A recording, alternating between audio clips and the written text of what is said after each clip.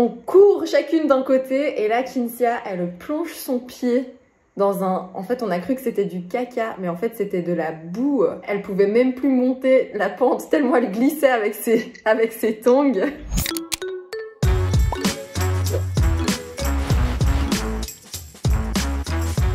Même si on n'avait pas de douche, en fait, on avait pris des lingettes et en fait, on se faisait des toilettes de chat. En Grèce et en Turquie, on a pu se laver tous les jours. C'était plus en Ouganda où effectivement les points d'eau c'était un peu plus compliqué.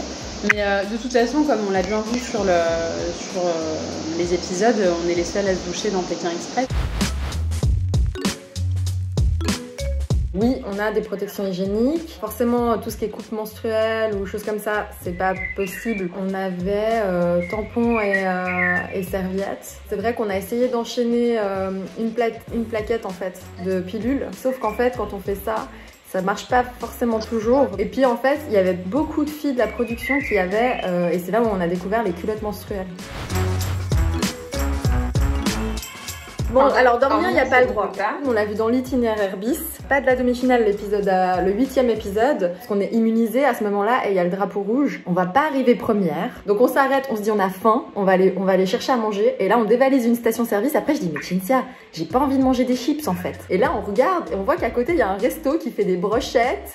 Des plats traditionnels turcs et tout. Et en fait, on s'est fait un festin. On a dépensé tout notre argent et on est ressorti de là. On avait trop mangé.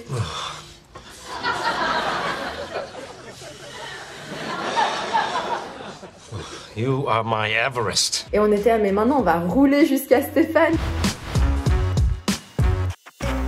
Le plus gros fou rire.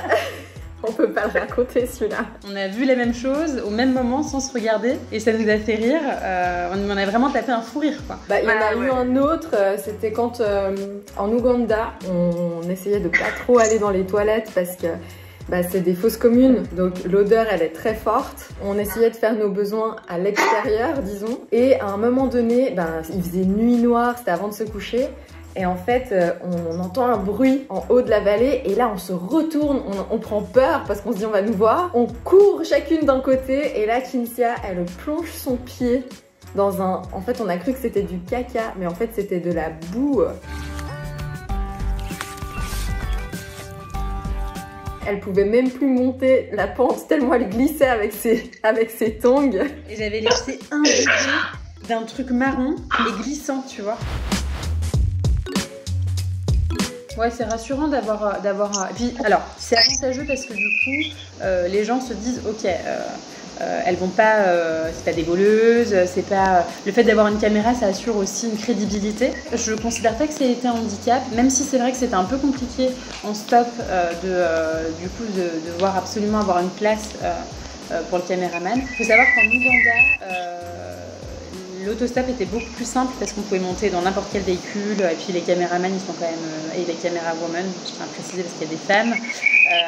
Franchement elles s'adaptent, c'était pas compliqué. En revanche c'est vrai que Grèce et Turquie, vu qu'on était dans une zone européenne presque, la loi au niveau de la route elle est quand même respectée.